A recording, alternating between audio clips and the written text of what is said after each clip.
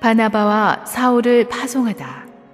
사도행전 12장 20절에서 25절, 13장 1절에서 3절 말씀입니다.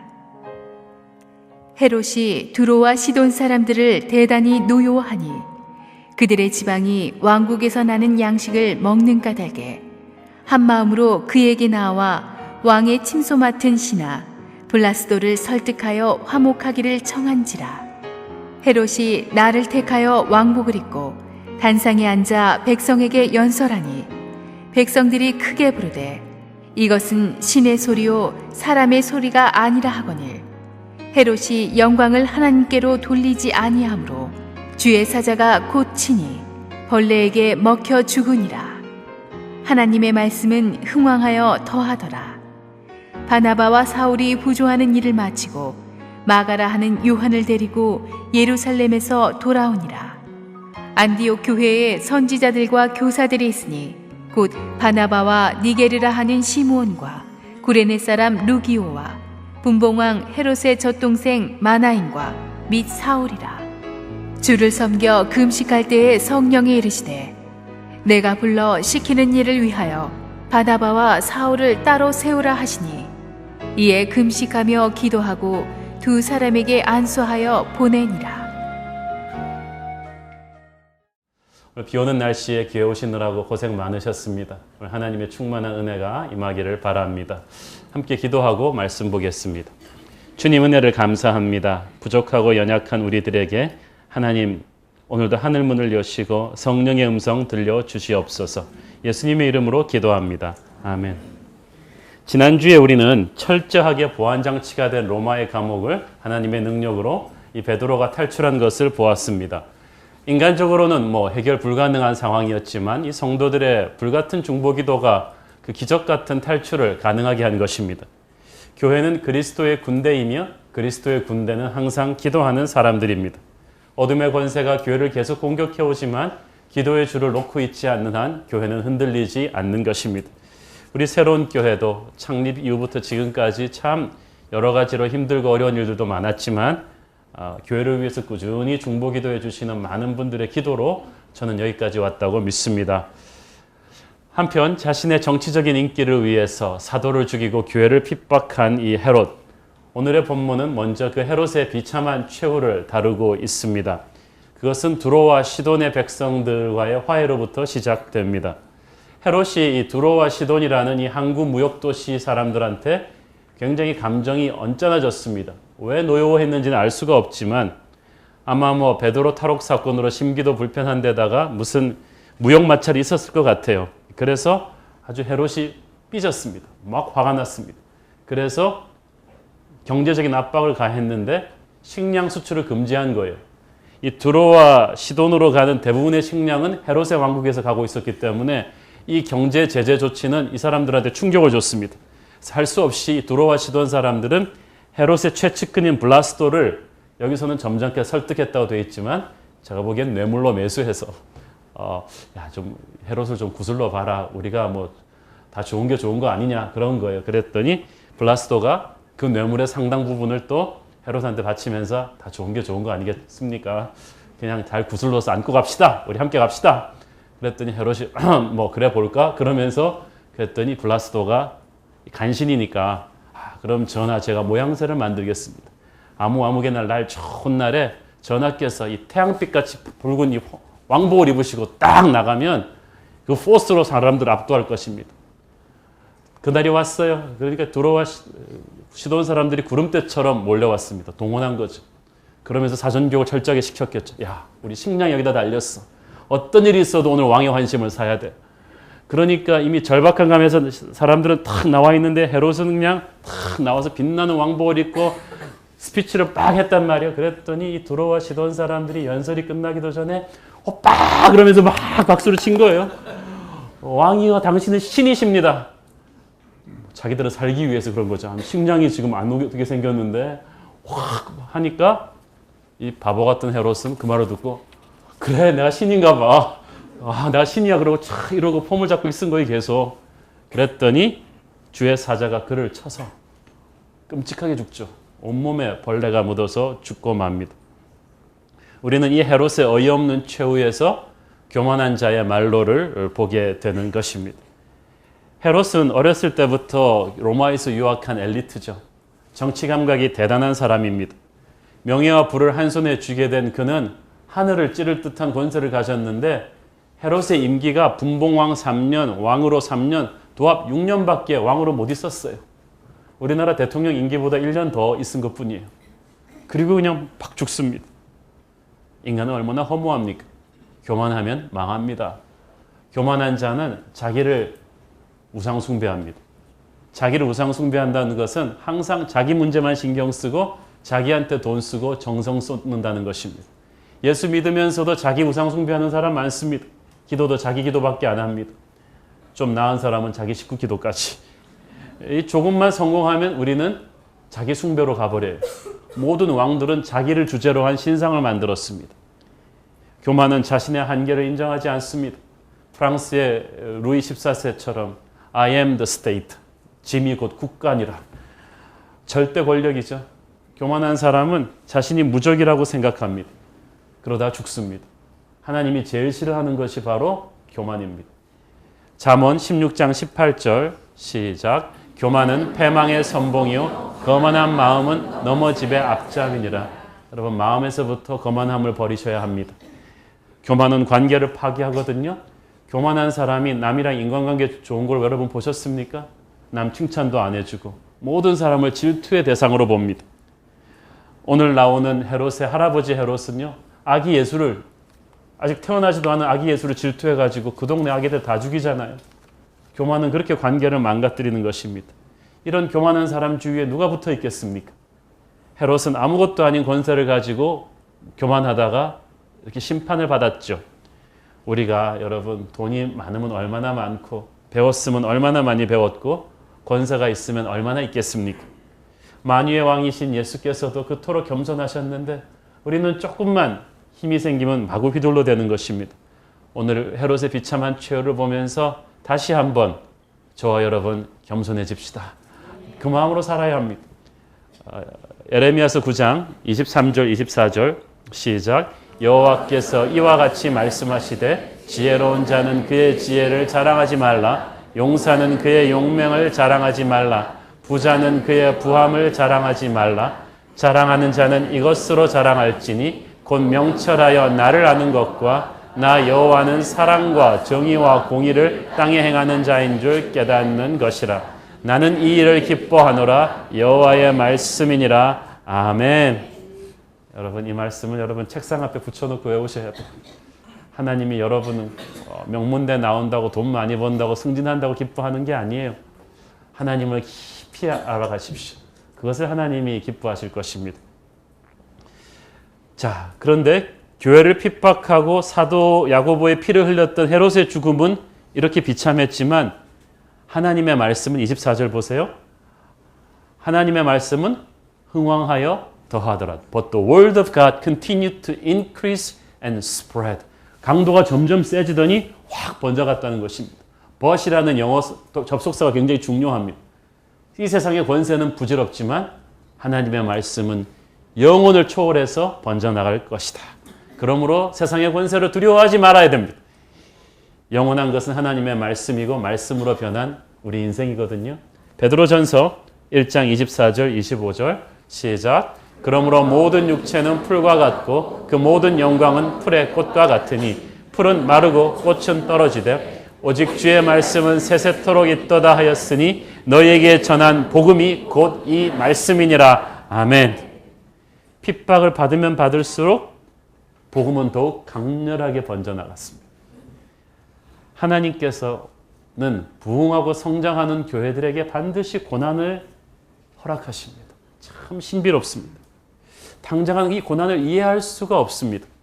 분석할 수도 없습니다.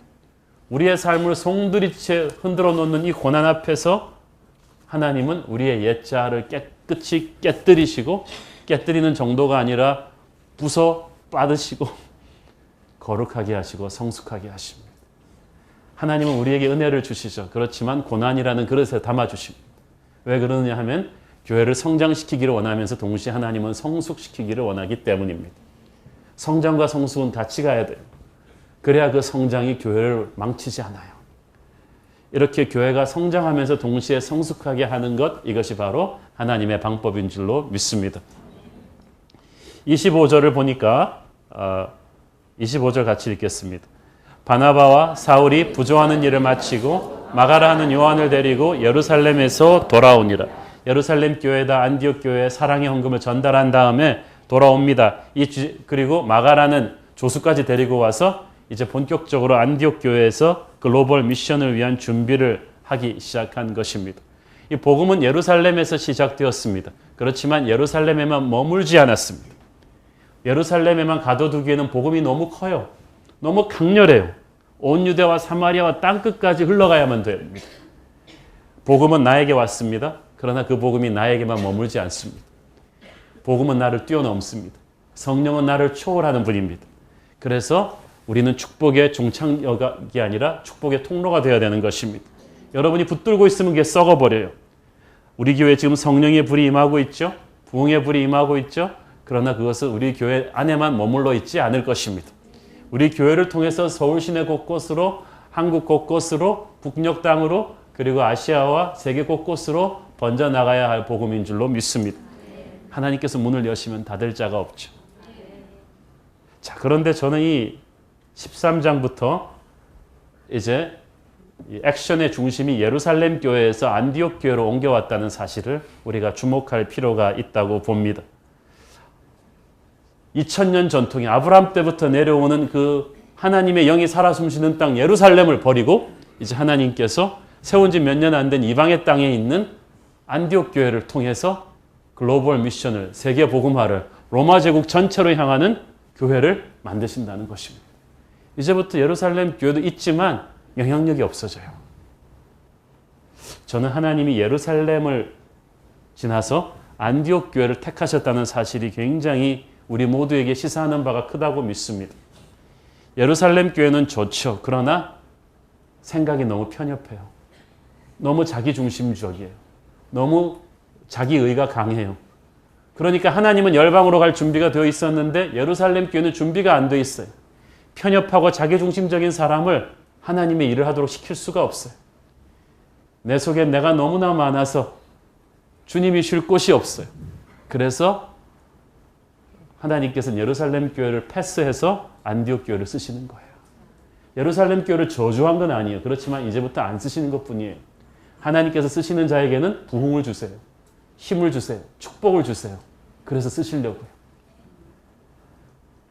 예루살렘 교회에서 촛대가 옮겨간 거예요. 얼마나 무섭습니까, 여러분? 한때 부흥을 체험했던 영국과 미국의 교회들이 텅텅 비어나가는 그 살벌한 현실을 보면서 우리는 무엇을 느껴야 합니까? 한국 교회도 이제 침체기로 들어선 지가 오래된 이 현실을 보면서 우리는 무엇을 봅니까? 우리가 폐쇄적인 마인드를 가지고 있으면 하나님이 사용하실 수가 없어요. 예루살렘 교회처럼 전통, 역사 아무 소용없어요. 하나님이 그냥 지나갑니다. 그리고 새로운 안디옥 교회를 몇 년 만에 들어서 사용하실 것입니다. 하나님이 사용할 수 없는 사람 하나님이 그냥 비껴가십니다. 저는 여러분이 하나님이 비껴가는 사람 되지 않길 바랍니다. 참고로 말씀드리지만 하나님 사람 많아요. 꼭 여러분 아니라도 사람 많아요. 그리고 하나님 돈 많으세요. 여러분 돈 아니라도 하나님 쓰실 돈 많으세요. 교회 많아요. 우리 교회 아니라도 하나님 쓰세요. 그래서 우리는 어떤 일이 있어도 하나님한테 쫙 달려가서 주님 저를 비껴가시면 안 되죠. 우리 돈을 쓰셔야죠. 우리 교회를 쓰셔야죠. 저를 써주시옵소서. 자, 13장 1절에 안디옥 교회 핵심 지도자 5명이 소개됩니다. 같이 읽겠습니다. 시작. 안디옥 교회에 선지자들과 교사들이 있으니 곧 바나바와 니게르라 하는 시므온과 구레네 사람 루기오와 분봉왕 헤롯의 젖동생 마나엔과 및 사울이라. 자, 바나바와 사울은 이미 우리가 잘 아니까 넘어가기로 하고 나머지 3명 보세요. 첫째 니게르는 이 검은 피부색을 뜻하는 말입니다. 그러니까 아마도 아프리카 출신인데 로마에 와서 자란 사람 같아요. 둘째는 구레네 사람 루기오. 구레네에서 인물 많이 나옵니다. 예수님 십자가 지고 간 사람도 구레네 사람 시몬이죠. 그래서 핍박을 피해 안디옥으로 도망쳐 왔었는데 안디옥 교회에서 리더십을 인정받은 것입니다. 근데 루기오도 로마식 이름이에요. 로마식 이름을 가진 걸로 봐서 로마에서 교육받은 사람이에요. 그렇죠? 우리 미국이나 캐나다에서 교육받은 사람들이니까 뭐 바비킴, 뭐 제이슨 팍 뭐 이렇게 얘기를 하지. 괜히 한국에서 쑥 자라면서 제이슨 팍 그러면 이상하잖아요. 본인도 그렇고. 이 로마식 이름, 로마식 문화권. 그 다음에 분봉왕 헤롯의 젖동생 마나엔이 있습니다. 이 분봉왕 헤롯이 누구냐 하면 예수님을 신문하고 세례 요한을 살해했던 그 헤롯 안티파스입니다. 마나엔은 그 헤롯과 한 유모 밑에서 같은 젖을 먹고 자랐다는 뜻입니다. 그것은 그가 왕족이었다는 얘기죠. 그러니까 아주 사회 고위층도 이 안에 핵심 리더십으로 들어와 있었어요. 예루살렘 교회와는 달리 안디옥 교회는 다양한 인종과 국적과 사회 계급적인 배경을 가진 사람들이 있었어요.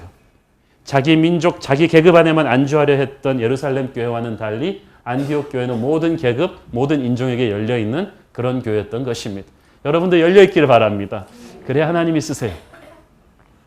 안디옥 교회 5명의 영적 지도자들이 다 선지자와 교사들이었다.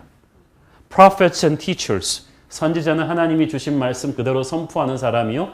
교사는 그 말씀을 붙잡고 사람들 눈높이에 맞춰서 조목조목 가르치는 사람입니다.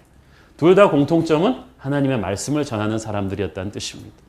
그러니까 안디옥 교회가 이 톱 지도자들 5명이 전부 다 말씀을 가진 사람들이었다.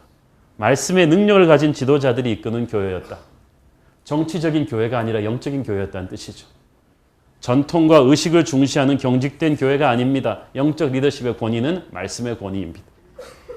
말씀을 깊이 묵상하고 말씀에 의해서 변화받은 사람들이 리더십의 자리에 서야 그 교회가 살아있는 것입니다. 저희 교회는 목회자는 물론이고 모든 평신도 리더십들이 말씀으로 변화받은, 말씀을 항상 묵상하는 그런 리더들이 나오기를 바랍니다. 특별히 순장은 작은 목자입니다. 올해 말부터 시작해서 저희는 모든 순장님들에게 큐티 훈련과 기도 훈련을 집중적으로 시켜서 순장이 자기 경험과 그런 입심으로 순을 끌고 가는 게 아니라 본인이 정말 충실한 말씀의 사람이 되었으면 합니다. 그래서 어느 소그룹 모임을 가도 우리 새로운 교회 모임에 가면 말씀 충만한 모임이 되는 거예요. 그게 안디옥 교회예요. 사랑하는 여러분, 말씀을 붙잡으십시오. 말씀을 붙잡고 있으면 여러분 안에 우울증이 떠나요. 상처가 치유가 돼요. 힘이 나요. 그래서 말씀을 붙잡고 사역하는 사람은 잘 탈진되질 않아요. 여러분 말씀 충만합시다. 네. 자, 이런 사람들이 모였어요 갑자기. 그리고 주를 섬겨 금식할 때, 여기서 섬긴다는 말을 영어 성경에 보니까 정확하게 말해주죠. While they were worshiping the Lord. 예배하며 금식할 때. 여러분, 헌신을 위해서는 먼저 예배가 있어야 돼요. 예배가 없는 사역은 마치 엔진 없는 자동차와 같습니다. 겉모양 멀쩡해도 그거 오래 못 갑니다. 여호수아는 가나안 전쟁 치르기 전에 먼저 말씀을 묵상하며 예배만 했습니다. 아브라함은 어딜 가든지 제단을 쌓고 예배하는 사람이었습니다. 예배가 파워풀하니까 그들의 사역이 파워풀한 거예요. 예배 없는 헌신 조금 있으면 금방 무너집니다. 목사님 제가 할게요 그러면서 막 나선 사람 치고 오래 못합니다. 힘들면 도망가고 사람들이 뭐라 그러면 삐져서 도망갑니다. 그러나 살아있는 예배를 통해 하나님을 체험하고 헌신한 사람은 흔들리지 않아요. 사람들이 욕할수록 더합니다. 힘들고 어려울수록 오토기처럼 벌떡벌떡 일어납니다. 그게 예배의 힘입니다. 특별히 안디옥 교회 지도자들은 예배하면서 또 금식했다고 했습니다. 구약시대와는 달리 신약시대의 금식은 의무사항이 아니었습니다. 그럼 왜 하느냐? 어떤 특별한 성령의 부르심이 다가온다는 것을 느끼면서 성령님께서 이렇게 잡아챈 거예요. 금식하라고. 여러분이 하고 싶어서 기도한 거 아니에요. 기도가 여러분 마려워서 한 거예요. 누가 기도하라는 마음을 계속 주셔서 기도하기 시작한 거예요. 금식도 마찬가지입니다. 괜히 생으로 내가 굶을 거야 그러고 굶는 게 아니에요. 우리 오용석 목사님 40일을 지금 요새 우유만 마시면서 금식하셨는데 참 그렇잖아요. 담임 목사는 못하는데 목사님 혼자서 40일을 하니까 제가 민망해서 빨리 그만두라 그랬는데 근데 제가 가만 보니까 그 금식을 누가 시켰겠어요. 우리는 앞에서 솔솔 맛있는 음식을 먹는데 그건 성령이 시키니까 하는 거지 인간의 힘으로 못합니다. 성령이 왜 시켰을까요? 어떤 영적으로 중요한 터닝 포인트이기 때문에 성령께서 금식하라고 인도하신 거예요. 금식하면 처음엔 배고프니까 금식하면 바로 영적으로 뭐가 펑 열리는 게 아니라 주님 생각이 안 나고 음식 생각이 납니다. 그러다 힘이 빠지죠. 힘이 빠지니까 마음이 허해지죠. 하루 세 끼 안 먹으면 시간 굉장히 많이 남아요. 할 게 없어요. 그냥 그 텅 빈 삶의 공간으로 하나님을 초대하는 거예요. 간단합니다. 육체가 허하면서 예민한 마음으로 이제 주님을 바라보게 되죠. 안 먹으면 힘이 없고 힘이 없으니까 겸손해지고 겸손해지면 주님 음성 잘 들립니다. 여러분, 저는 여러분이 하나님의 어떤 부르심을 느끼면서 즐겁게 금식할 수 있는 분들 되기를 축원합니다. 자, 이 안디옥 교회의 독수리 오용재 같은 이 5명의 핵심 지도자들이 예배와 금식에 집중합니다. 영적 지도자는 자신의 독단적인 의지로 교회를 끌고 가는 것이 아니라 기도해서 하나님 음성을 듣고 결정하는 사람들입니다. 내 독단으로 끌고 가면 사람들 설득하기 되게 힘듭니다. 그렇지만 기도하며 성령님의 그 이끄심을 이끌고 양들에게 선포하면 참 성령이 주신 대로 끌고 가면 참 쉬워요. 내가 설득 안 해도 사람들이 잘 따라와요. 영적 리더십이란 그러므로 내가 하나님과 얼마나 깊은 교제를 하고 있느냐가 결정합니다. 이 예배하며 금식하는 이들에게 마침내 성령이 말씀하십니다. 성령이 말씀하십니다. 이게 중요해요. 여러분이 기도해야 말씀하세요. 여러분이 금식하고 있을 때 말씀하세요. 말씀을 듣는 사람은 하나님의 사명을 받습니다. 그러므로 내가 뭘 해야 되지 모르겠는 사람은 기도하셔야 돼요. 깊이 기도하셔야 돼요. 금식하며 기도하실 때 하나님의 음성이 옵니다. 이 믿는 자를 불러 하나님의 일을 하게 하는 것이 성령님이십니다. 이 선교의 주체, 사역의 주체가 성령님이세요. 성령님이 시키지도 않았는데 일하면요. 한두 번 하다가 시험 들어요. 그러나 한두 가지 일을 해도 성령의 음성을 듣고 하면은 흔들림이 없죠. You only move when the Holy Spirit tells you to move. 그렇죠? 성령의 프롬프팅이 있을 때만 움직입니다. 자, 선교의 주체는 성령님인데 그런데 이 선교를 수행하는 기관은 이 땅의 교회라는 것을 우리가 알 수가 있죠. 성령께서 선교를 명령하시면 그 일 누가 해야 돼요? 저와 여러분이 하는 거예요. 주의 손과 발 되어 주님의 손과 발이 우리가 되는 거예요.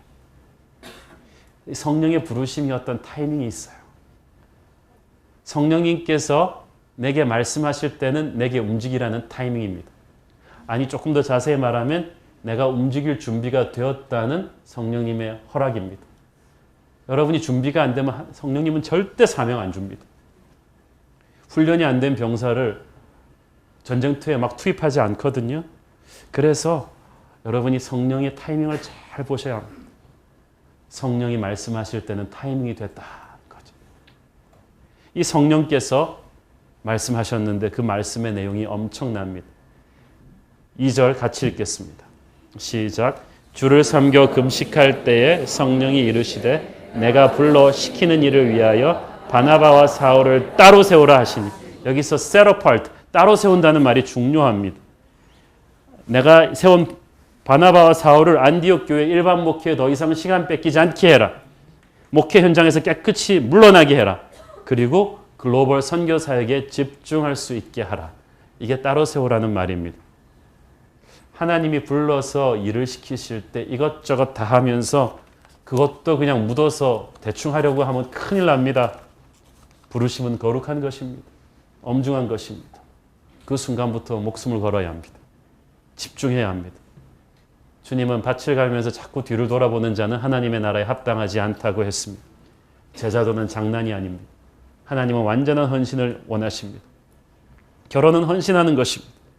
제가 제 아내와 결혼했을 때 세상의 다른 25억의 여자로부터 저는 자유한 것입니다. 그래서 TV를 보면서 아무리 젊고 예쁜 여배우가 나와도 제 아내가 더 예쁜 거예요. 본인한테 그렇게 얘기해 주면 믿음이 없어서 잘 안 믿습니다. 그럴 리가 없다고 합니다. 근데 그게 헌신이에요. 헌신할 준비가 안 됐으면 여러분 결혼하면 안 돼요. 헌신은 집중함으로써 다른 것들로부터 자유하는 거예요. 다른 것들이 싫어서가 아니라 여러분이 선택한 그 대상을 너무 사랑하기 때문에 최고를 위해서 괜찮은 것들을 포기하는 거예요. 목회자는 하나님의 일을 하도록 헌신한 사람입니다. 다른 것 못하고 그 사명 안에 딱 갇힌 사람입니다. 그러니까 목사는 정치하면 안 돼요. 목사가 사업하면 안 돼요. 목사는 목회하라고 하나님이 따로 불러 세우신 사람이죠. 그래서 목회에 집중하는 것입니다. 저는 목회자이기 때문에 첫째 새로운 교회에 헌신했습니다. 이 성도들을 말씀으로 양육하고 세워서 세상을 변화시키는 이 거룩한 비전에 헌신했기 때문에 저는 교회 개척 이후 외부 집회 거의 안 합니다. 좋은 사회복지단체 활동 참여 요청도 대부분 거절합니다. 그게 나빠서가 아니라 최고를 위해서 괜찮은 것들 포기하는 것입니다. 저의 두 번째 헌신은 우리 교회뿐이 아니라 한국교회 전체의 다음 세대 리더십 양성에 일찍부터 저는 헌신했습니다. 나는 한 교회를 넘어가서 한국교회 전체 다음 세대 교포교회까지 리더십 양성에 헌신하겠다. 그래서 제가 틈틈이 시간을 내서 책을 씁니다. 책은 저에게 있어서 선교입니다. 우리 교회뿐 아니라 한국 사회 전체에 영향력을 미칠 수 있는 툴입니다. 책을 통해서 불신자 그리고 크리스찬들에게 하나님의 리더십을 전파할 수 있기 때문에 저는 여기에다가 정성을 쏟는 것입니다. 앞으로 교회가 안정이 되면 저는 우리 교회가 한국의 차세대 젊은이나 차세대 젊은 목회자들의 리더십 업그레이드에 시간과 돈과 정성을 쏟아주기를 바랍니다. 그게 부르심입니다. 저는 우리 교회가 우리 교회뿐 아니라 한국교회 전체의 축복을 나눠주는 그런 교회가 되기를 바랍니다. 하나님이 제게 맡겨주신 그 가장 중요한 사명을 위해서 저는 그냥 딱 포커스를 맞추고 딴 거 안 합니다. 여러분, 인생에 헌신할 대상이 없는 사람은 참 불행합니다. 내 목숨을 걸 만한 것, 부르다가 내가 죽을 이름이요, 내가 흔들 수 있는 깃발, 그것이 헌신의 대상입니다. 주님은 여러분에게 무슨 분야로 헌신하기를 원하십니까? 하나님께서 헌신을 요구하실 때 그냥 막 부르는 게 아닙니다. 준비해 놓은 사람을 부르십니다. 갑자기 바나바와 바울이 로또 당첨하듯이 니들 중에 묵집바 해. 그래갖고 하나 뽑는 게 아니란 말이. 하나님은 이미 만세 전부터 이 사람들을 이 시대의 글로벌 미션을 위해서 준비했어요. 그래서 로마 시민권도 주시고 어렸을 때부터 국제도시에서 자라게도 하시고 헬라어, 라틴어 교육 다 시키면서 사람들은 몰랐지만 바울은 자기의 야심을 위해서 공부하는 줄 알았지만 하나님은 하나님의 일을 위해서 다 공부를 시킨 거예요. 여러분 잘 먹고 잘 살려고 지금 돈 벌고 계시는 것 같죠? 아니에요. 하나님이 그 돈 쓰실 때가 있어요. 여러분의 자랑하라고 여러분 자식들 지금 잘 키워주시는 거 아닙니다. 솔직히 부모는 한 거 없는데 애들이 잘 크잖아요. 그 하나님이 그 아이들을 통해서 하실 일이 있는 거예요. 예. 다만 안디옥 교회가 선교의 전초 기지가 돼야 되기 때문에 일정 기간 바나바와 사울을 하나님이 거기다 두신 것뿐입니다. 그러나 인생의 시즌이 있거든요. 좋은 사람도 이제 헤어져야 될 때가 있습니다. 그걸 서러워하고 나를 버리고 가시는 님은 심리도 못 가서 발병 이런 말 하면 안 돼요. 하나님의 사람은 만나고 헤어짐이 축복인 줄로 믿습니다. 하나님께서 비전을 주시고 오래전부터 준비시키십니다. 에레미야는 태 속에서부터 하나님이 준비시켰다고 했습니다. 아주 오래전부터 여러분도 어린아이 때부터 하나님이 이것저것 준비시키셨을 거예요. 어떤 분야에서. 그래서 이것저것 경험하고 공부하게 하시고 이런저런 인맥도 쌓게 하시고 이상한 유혹으로부터도 지켜주시고 정결하게 하셔서 여러분의 하나님의 쓰실 그릇으로 준비시키십니다. 제가 미국 살면서 그 좋은 청소년 파티를 한 번도 못 가봤어요. 제가 거룩해서 안 간 게 아니라 첫 번째 가봤다가 머리가 터질 것 같아서 있을 수가 없었어요. 하나님이 그냥 못 있게 하는 거예요. 지금 생각해 보니까 하나님이 나를 다 유리벽같이 지킨 것 같아요. 왜 그런지 이유를 알 수 없지만 하나님이 어떤 방향으로 여러분을 몰고 가십니다. 하나님의 선택이에요. 저도 대학교 때까지 목회자가 되겠다는 생각을 하지 않았습니다. 의도적으로 안 했습니다. 아버님 목회하는 거 보면서 저건 아닌 것 같아. 나는 고생하기 싫어. 그러면서 변호사로 살기 위해서 저는 굉장히 공부를 그쪽으로만 하고 있었는데 제 겉에 보이는 삶은 변호사 공부를 하고 있는데 제 영혼은 계속 이렇게 누가 당기는 것처럼 기도하는 일이 좋고 말씀 전하는 사람들이 자꾸 보이고 자꾸 그런 거예요. 그게 부르심이에요. 야성의 부름소리처럼 여러분은 겉으로 여러분의 인생이 뭘로 가고 있는데 속으로 뭔가 이게 아닌디 하면서 불안한 거예요. 악셀을 밟으면 밟을수록 잘못된 길로 가면 불안하죠. 은근히 누가 나를 뒤에서 잡아 끄는 것 같은 느낌이에요. 마침내 목회자로 헌신하고 나니까 그 불안감이 싹 사라져요. 내가 집에 온 것 같은 기분이에요. 헌신이란 그런 것입니다. 외롭고 힘들고 가난하고 척박한 길이지만 그 길을 택할 때 내 가슴에 드디어 평안이 와요. 그게 택하심이거든요. 하나님이 선교로 부르신 분들도 그렇습니다.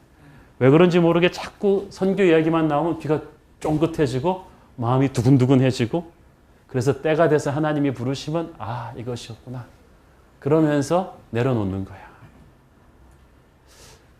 요한복음 15장 16절 시작. 너희가 나를 택한 것이 아니요 내가 너희를 택하여 세웠나니 이는 너희로 가서 열매를 맺게 하고 또 너희 열매가 항상 있게 하여 내 이름으로 아버지께 무엇을 구하든지 다 받게 하려 함이라. 아멘. 내가 택한 게 아니에요. 제가 목회자로 하기로 됐으면 조금 힘들면 도망가 버렸을 거예요. 하나님이 붙잡았기 때문에 도망가지 못해요. 하나님의 부르심을 받은 사람은 그 일에서 과실을 맺어요. 열매를 맺어요. 아버지께 무엇을 구하든지 기도응답을 받아요. 기도응답을 막 받으려면 헌신의 자리에서 가 있어야 돼요. 헌신의 자리는 도망가 놓고 기도응답은 받겠다. 이게 안 돼요. 저는 여러분이 헌신의 자리를 잘 찾기를 바랍니다. 헌신은 나의 베스트를 드리는 것입니다. 잘 보세요. 이 신비하잖아요. 2절에서는 하나님의 음성을 듣기 위해서 금식하고 기도했는데 하나님의 음성을 줬어요. 바나바와 사울을 세워라 그랬는데 3절에는 왜 또 금식하고 기도하냔 말이죠. 그 다음에 두 사람에게 안수하여 보내니라. 음성을 그냥 순종하면 되는데 그 중간에 금식하며 기도하고가 또 나와요. 이 말은 무슨 말입니까? 처음에는 하나님의 음성을 듣기 위해서 금식과 기도가 필요했는데 이제 주신 음성을 감당하기 위해서 금식과 기도가 필요해요. 아니 하필이면 바나바와 사울을 대고, 아니 바나바와 사울은 안디옥 교회 엔진 같은 분들이잖아요. 이분들 없이 어떻게 목회해요? 이건 마치 장기 두면서 차포 떼라는 거와 똑같은 거지. 너무 감당이 안 돼가지고 야 이거 금식해야겠는데 기도해야겠는데. 여러분 하나님의 음성 그렇게 듣고 싶으세요? 들으면 기절합니다. 바나바와 사울을 달라 그러면 여러분 어떡할 거예요? 대개 우리가 하나님께 헌신할 때 있잖아요. 정말 나의 최고를 바치잖아요. 내게 있는 모든 것을 아낌없이 드리네. 이것만 빼놓고. 그게 우리 마인드예요. 실제 우리가 하나님한테 드리는 거 보세요. 한국교회가 하나님한테 드리는 거 보세요. 지금 짜투리 시간, 짜투리 돈, 짜투리 인생을 드려요. 안디옥 교회가 바나바와 사울 드리듯이 우리가 가진 최고를 드리지 않아요.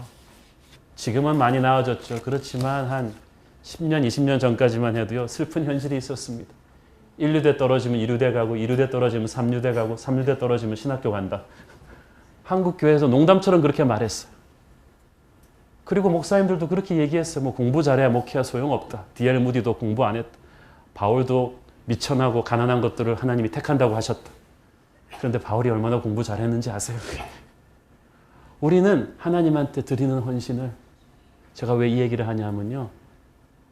최고의 헌신은 목회자, 선교사 드리는데 그런 태도를 가지면요. 다른 헌신은 불을 보듯 뻔합니다. 어떤 장로님, 선교위원장이 아주 이름 있는 교회. 차세대 선교를 위해서 국제 감각이 있는 젊은이들을 하나님께서 많이 키우셔야 된다. 그런 사람들이 차세대 선교사 돼야 된다 그러는데 미국 아이비리그에서 유학 갔다 온 자기 아들이 선교사 헌신하니까 입에 거품을 물고 막 달려온 거예요. 목사님 우리 아들이 이성을 되찾도록 도와주세요. 내가 보니까 자기가 이성을 되찾아야 되겠다고만 뭐 이성을 되찾도록. 아니 그럼 선교사는 다른 집 자식이 해야 되고 공부 잘하는 우리 집 자식은 판검사하고 사업해야 됩니까? 하나님이 그러셨습니까? 하나님이 우리 죄를 위해서 천국에서 다 쓸모없는 천사 한 명 죽였나요?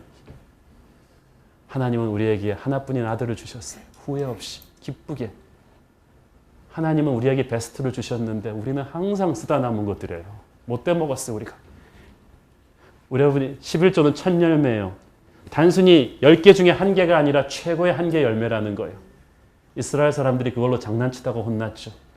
수박을 10개를 수확했는데 하필이면 벌레 먹고 병든 수박 10의 1이니 하나님께 드리다가 혼났잖아요. 사랑하는 여러분, 아무거나 드린다고 받으시는 게 아니에요. 가장 좋은 것이 하나님 것이에요. 헌신이란 말이죠. 하나님이 여러분에게 요구하시는 이 시점에서 여러분이 가지고 있는 베스트입니다. 최고를 드리는 거예요. 그래서 그 헌신이 진짜인지 아닌지는 하나님만이 아세요. 여러분, 우리는 개신교인데 한국에서 지금 가톨릭에 대한 그 사회 신뢰도가 훨씬 높습니다. 그거 아시죠? 신학이나 그런 얘기는 하지 않겠어요. 우리는 복음을 믿고 있으니까. 그런데 가톨릭에서는 신학교가, 신부 키워내는 학교가 개신교 신학교보다 2배로 깁니다. 7년이 넘습니다. 그것도 입문하는 과정에서 그 교구에서 어렸을 때부터 신부님이랑 다 보고 그 교구에서 가장 믿음의 가정에서 가장 인품 올바르고 학교 공부 탁월하고 교우관계 좋은 이런 아이들 중에서 뽑고 또 뽑아서 신부 학교 후보생으로 넣습니다. 그리고도 1년 동안 테스트 해보고 안 되는 사람들 다 솎아냅니다. 그렇게 해서 신부가 나와요. 우리처럼 1류대, 2류대, 3류대 떨어지니까 너 신학교 나가라 이렇게 하지 않았다는 거예요. 미국 교회도 19세기 초까지는요. 청교도 사상이 강렬해서 그 마을에서 가장 어릴 때부터 성품 좋고 인하력 좋고 학문적으로 탁월한 집안의 아이를 목회자로 세웠어요. 그래서 19세기 말까지 미국 대학 총장, 모든 그 사회 톱 클래스 인물들의 3분의 1이 다 목사님들이었어요. 그런데 오늘날 우리는 은혜롭게 한다는 명목으로 아무한테나 하나님한테 헌신하게 합니다. 이러면 안 되죠. 제가 지금 엘리트주의를 말하는 게 아니에요. 우리 마음가짐이 그래서는 안 된다는 거예요. 뭐 하다 하면 저는 그래서 신학교 가겠다는 사람한테 꼭 물어봅니다. 너 공부 잘해?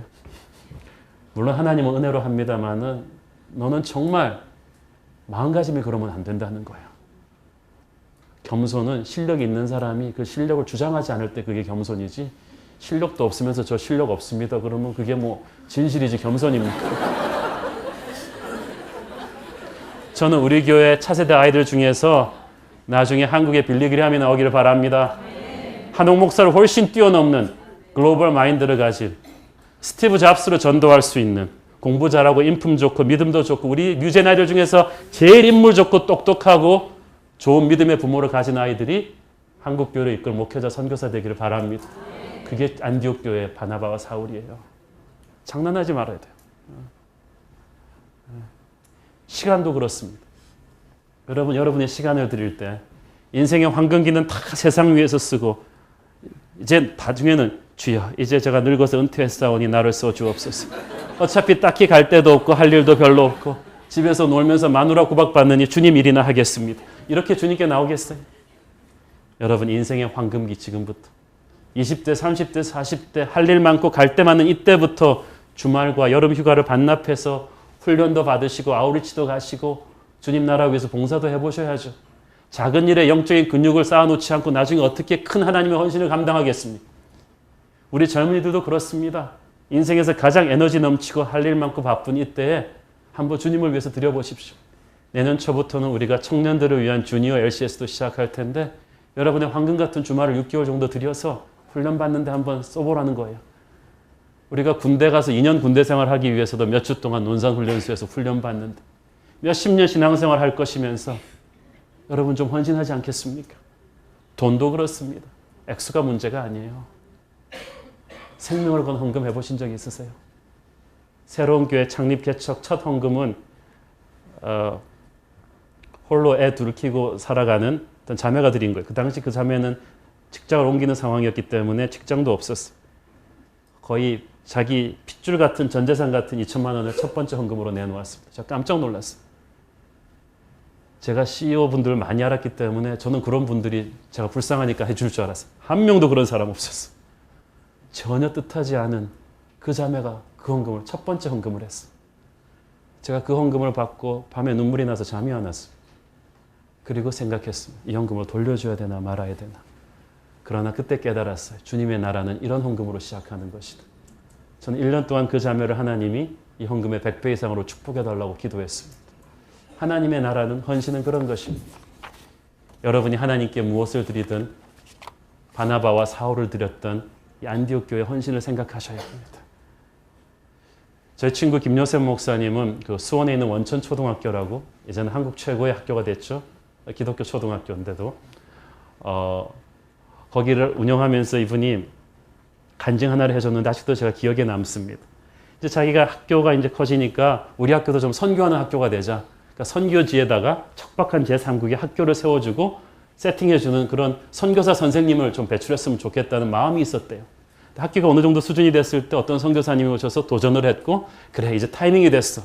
그래서 자기가 그랬대요. 선생님들, 우리 학교도 이제 선교한 학교가 됩시다. 우리가 저쪽에 그 제3국에 우리가 학교를 세워줄 텐데 그 학교 처음 세팅할 선생님이 필요합니다.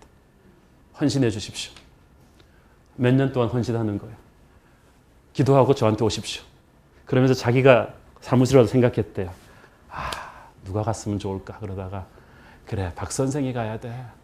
맨날 나한테 성격도 나쁘면서 하는 일 없으면서 기어오르기만 하는 박 선생을 주님이 불러주시니, 와, 이건 일석이조가 아닐까. 아니야, 김 선생. 그 뺀질이 김 선생이 가면 좀 철이 들어오려나? 그 뺀질이 때문에 너무 힘들어. 주여, 쟤를 불러주시옵소서. 막 그래, 자기 생각으로 선교와 이 구조조정의 대상을 한꺼번에 딱 묶어가지고 막 묵상하고 있는데, 며칠 있다가 자기 방문을 드르륵 열고 들어오는 사람은 전혀 예상치 못했던 최 선생이었다는 거죠. 이 최 선생이 어떤 인물이냐 하면요, 학교 초창기부터 자기가 딱 볼 때 분계 1학으로 점 찍은 사람이에요. 제일 일찍 출근하고 제일 늦게 퇴근하고, 그냥 학습지 정리, 그 학급 관리 이런 거 그냥 깔끔하고 창조적으로 너무나 잘하는 데다가 티칭도 잘하고 아이들 하나하나 붙잡고 기도해주고, 그 바쁜데 하루에 2시간씩 기도하며 선생님과 학교 소사 선생님까지 다 껴안고 사랑받는 그런 사람. 자기 한 직년 가면 학교 맡기려고 그랬던 그 최 선생이 딱 들어온 거예요. 가슴이 왈칵한 거예요. 최 선생님이, 목사님, 제가 선교지로 가겠습니다. 제가 너무 힘들어가지고, 최 선생, 선교는 아무나 하는 게 아닙니다. 이게 쉽지 않습니다. 가서 많이 기도하시고. 그런데 최 선생의 고집을 꺾지 못했습니다. 그래서 정말 그 선생 없으면 자기 오른팔이 빠지는 것 같은 그 선생님이 제1호 선교사가 됐어요. 가가지고 그 선교지 가서 죽을 고생을 하면서 학교를 세우고 세팅을 몇 년 동안 해놓고 돌아왔습니다. 6년이 지나서. 슈바이처 같이 그 지역에서 봉사하고 왔어요. 그런데 온 지 얼마 안 돼서 이 젊은 최 선생이 암에 걸려버렸어요. 이미 손쓸 수 없을 정도로 번지고 있었어요. 그런데 자기가 자기 학교가 정말 기도하는 학교가 되었으면 했는데 그렇게 기도들 안 하더니 이 최 선생을 위해서 기도하니까 모든 아이들, 선생님들이 다 쉬는 시간만 되면 이 최 선생을 위해서 중보기도 하는 거예요. 최 선생님은 하나님이 하늘나라로 불러가셨지만 그 학교는 기도하는 학교가 된 거예요. 지금도 자기가 생각해 볼 때 헌신이란 바로 최 선생같이 하는 것이다. 하나님은 가장 귀한 독생자를 주셨듯이 우리가 하나님의 헌신을 할 때 우리는 과연 무엇을 드릴 것인가? 안디옥 교회는 기도하면서 이걸 받아들였어요. 여러분, 기도하지 않으면 최고의 헌신 못합니다. 그래서 안수하고 보낸 거예요. 사랑하는 여러분, 세계 복음화, 세상 속으로, 열방 속으로, 미래 속으로 말은 화려하지만 이거 우리 목숨 걸어야 합니다. 하나님은 우리의 최고의 엑기스를 원하실 것입니다. 아마 우리 교회 LCS에서 가장 최고의 학생을, 가장 우리 중에 영성 좋고 모든 걸 갖춘 사람을 하나님이 부르실 거예요. 그때 우리는 드려야 합니다. 우리 새로운 교회도 주님 2000년 전 안디옥 교회처럼 말씀 충만, 기도 충만, 성령 충만한 교회 되게 하여 주시옵소서. 주님 나라 위에서 최고의 사람들을 주일학교부터 양육할 수 있게 하시고 이 마지막 시대 세계 복음화를 결정지을 수 있는 그런 교회 되게 하여 주시옵소서. 그것이 저와 여러분의 기도이기를 바랍니다. 기도하겠습니다. 사랑하는 아버지, 은혜를 감사합니다. 하나뿐인 아들, 자신의 베스트인 예수 그리스도를 우리에게 주신 예수님 앞에 우리는 항상 짜투리 시간과 짜투리 사람, 짜투리 돈을 들였던 것을 회개합니다. 주님, 최고의 사람을 선교를 위해 바쳤던 안디옥 교회처럼 우리 새로운 교회도 주님 원하실 때 최고를 드릴 수 있는 그런 교회 되게 하여 주시옵소서. 예수님의 이름으로 기도합니다. 아멘.